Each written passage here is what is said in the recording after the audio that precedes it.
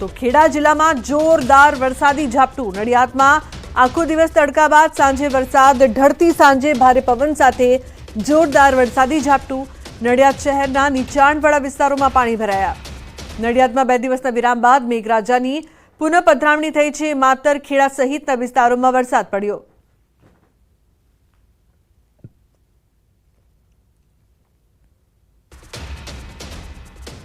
તો અમરેલીના સુરવો 1 ડેમમાં પાણીની આવક। ડેમના 2 દરવાજા અડધા ફૂટ સુધી ખોલાયા છે। વડિયા, ચારણિયા, ચારણ, સમઢિયાળા ગામોને એલર્ટ કરવામાં આવ્યા। નદીના પટ વિસ્તારોમાં અવરજવર ન કરવાની સૂચના।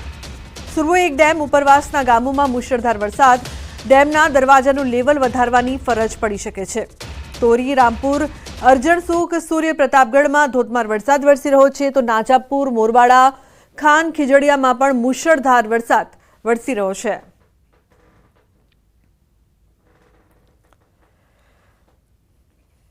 અમરેલી શહેરમાં ધોધમાર વરસાદ વરસતા પાણી ભરાયા છે। માત્ર અડધા કલાકના વરસાદથી શહેર પાણી થઈ ગયું છે। રાજકમલ ચોકમાં વરસાદી પાણીના તળાવ જેવા દ્રશ્યો। નગરપાલિકાની પ્રી મોન્સૂનની કામગીરીની પોલ ખોલી। અમરેલી શહેરમાં હાલ વરસાદે વિરામ લીધો।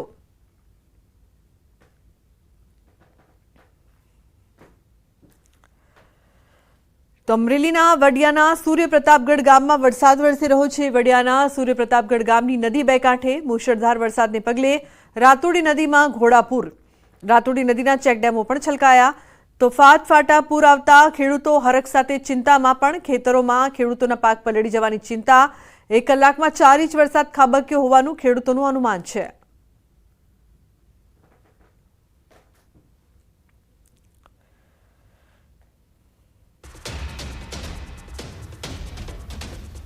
તો રાજકોટમાં ગ્રામ્ય પંથકમાં ધોધમાર વરસાદ। ગોંડલ શહેરમાં મેઘરાજાની ધમાકેદાર બેટિંગ। રસ્તા ઉપર ફરી વળ્યા વરસાદી પાણી।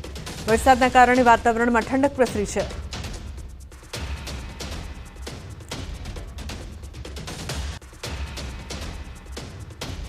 તો આણંદ જિલ્લાના ખંભાતમાં ન્યૂઝ 18ના અહેવાલની થઈ છે અસર। ઉંડેલ ગામના લોકોએ ન્યૂઝ 18નો આભાર વ્યક્ત કર્યો છે। 8 દિવસ અગાઉ ખંભાતના ઉંડેલ ગામના સોનારિયા વિસ્તારમાં મુશળધાર વરસાદથી ઠેર ઠેર પાણી ભરાયા હતા। ત્યારે ન્યૂઝ 18 ગુજરાતીએ ગ્રાઉન્ડ ઝીરો પર પહોંચીને સતત ગ્રામજનોની હાલાકીના સમાચાર પ્રદર્શિત કર્યા, જેથી વહીવટી તંત્રના ધ્યાને આવતા તંત્ર ઉંદેલ ગામમાં કામે લાગ્યું। ગામના 40 પરિવારને સલામત સ્થળે ખસેડાયા છે। સાથે વીજળીના થાંભલા નાખવાનું કામ વહીવટ તંત્ર દ્વારા હાથ ધરાયું છે। તો ઉંદેલ ગામના સોનારિયામાં તંત્ર કામે લાગ્યું। ઉંદેલ ગામ તેમજ સોનારિયા વિસ્તારની અંદર જે વરસાદી પાણી બહુ ભરાયું હતું એનું ન્યૂઝ 18 ગુજરાતીમાં સમાચાર આવ્યા તે પછી તંત્ર કામે લાગી ગયું છે। ઇલેક્ટ્રિક થાંભલા ઊભા કરવામાં આવે છે અને 12 રોડ પરથી પાણી ખસેડવાની પ્રક્રિયા ચાલુ છે। તે બદલ ન્યૂઝ 18 ગુજરાતીના સમાચારનો ખૂબ ખૂબ આભાર। ગામ ઉંદેલના સોનારિયા વિસ્તારમાં જે ન્યૂઝ 18 ગુજરાતી ચેનલે સમાચાર પ્રસ્તુત કર્યા તેમાં આજે વહીવટી તંત્ર કામે લાગ્યું છે અને તેમજ તે પાણી કાઢવાની અને સોનારિયા વિસ્તારમાં વીજના થાંભલા ઊભા કરવાની પ્રક્રિયા કામ હાથે ધરી છે। તો સુરતમાં કીમ નદીના પાણીએ તારાજી સર્જી છે। માંગરોળ તાલુકાની ખેતીમાં મોટા પાયે નુકસાન થયું।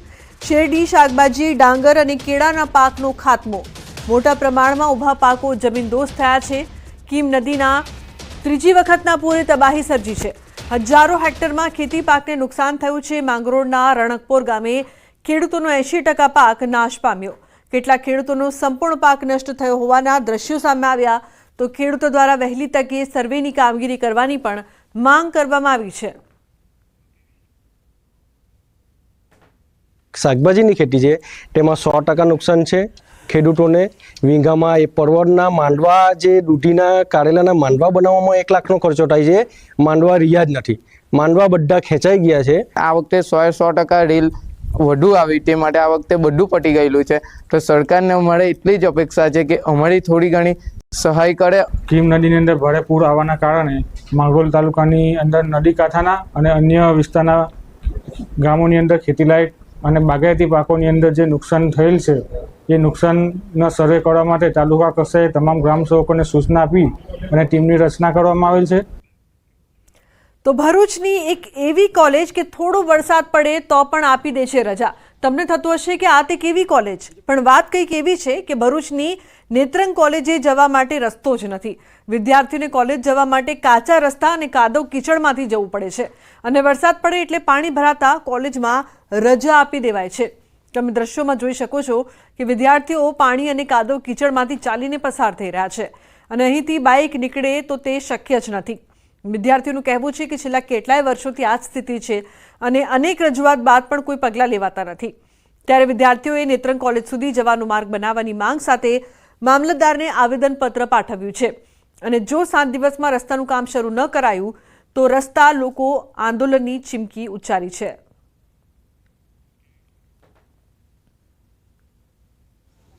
જે રોડ બનવામાં આવ્યું છે ને, આપણે જે રોડ છે જ નહીં એવું સમજો ને, વરસાદ પડે છે ને તે દિવસે અમને કોલેજમાંથી સ્પેશિયલ રજા આપી દેવામાં આવે છે કે આજે વરસાદ બહુ જ છે ને આપણે નાળું ઉભરાઈ ગયું છે ને આપણને કોલેજ ના આવાય. ને જે આપણો જે મેઇન રસ્તો છે ને, જે ગેટ પડે ને આપણો, તો એટલો કાદો છે ને કે એક માણસ ચાલી ના શકે, ચાલી જાય ને તેનો અડધો પગ આખો અંદર જતો રહે છે. ને છેલ્લા 1 વર્ષથી નહીં 25 વર્ષથી રજૂઆત કરીએ છીએ અમે લોકો. એ ગ્રામ પંચાયતમાં કર્યું, તમે કહો તો આપણે મામલતદાર કચેરીમાં, કલેક્ટર સાહેબને, બધાને 25 વર્ષથી અરજી મોકલીએ છીએ. એક બી અરજી અમારી કામ ના થઈ હોય એટલું. તો વડોદરામાં વોર્ડ 12ના ભાજપ કોર્પોરેટર ટ્વિંકલ ત્રિવેદી વિવાદોમાં આવ્યા છે. પૂરગ્રસ્ત વિસ્તારમાં મુલાકાત માટે ગયેલા કોર્પોરેટરને લોકોએ ઘેરાવ કરીને આડે હાથ લીધા. લોકોના રોષને થાળે પાડવાને બદલે ભાજપ કોર્પોરેટર ટ્વિંકલ ત્રિવેદીએ પૂર પીડિતોને કહ્યું કે તમે અહીંયા મકાન શા માટે લીધા. રોષે ભરાયેલા પીડિતોએ પરખાવ્યું. પાલિકાએ જ મકાનની મંજૂરી આપી એટલે મકાન લીધા છે. સમગ્ર ઘટનાનો વિડીયો વાયરલ થઈ રહ્યો છે.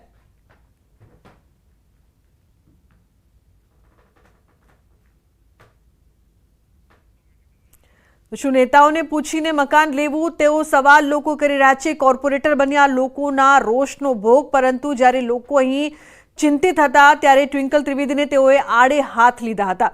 ત્યારે તેમણે કહ્યું કે અહીં મકાન કેમ લીધા છે. ત્યારે લોકો સવાલ કરી રહ્યા છે કે પહેલા કામગીરી કરો.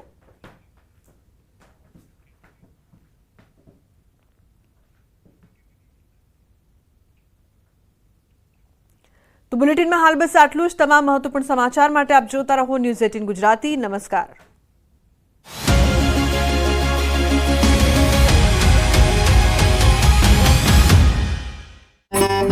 તાપી નદીમાં પુષ્કળ પાણી છોડવામાં આવી રહ્યું છે, જેના પગલે તાપી નદી બે કાંઠે વહી રહી છે.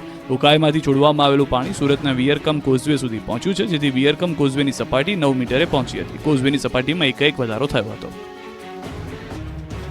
સુપ્રસિદ્ધ યાત્રાધામ પાવાગઢ ખાતે ચોમાસામાં કુદરતી સૌંદર્ય સોળે કળાએ ખીલી ઉઠ્યું છે, જેથી આ નયનરમ્ય વાતાવરણ વચ્ચે લાખો ભક્તો માતાજીના દર્શને આવી રહ્યા છે. પાવાગઢ ડુંગર ઉપર વરસતા ભારે વરસાદ દરમિયાન પગથિયા ઉપર ઝરણાની જેમ પાણીનો ધોધ વહેતો હોય છે. ભક્તો પણ વરસતા વરસાદનો આનંદ માણે છે, પરંતુ પાણીની સાથે પગથિયા પર મોટા મોટા પથ્થરો ધસી આવ્યા છે. પગથિયા ઉપર માટી અને નાના મોટા પથ્થર ધસી આવ્યા છે, જેની સફાઈ કરવામાં આવી નથી, જેથી ભક્તોને ભારે અગવડતાનો સામનો કરવો પડી રહ્યો છે.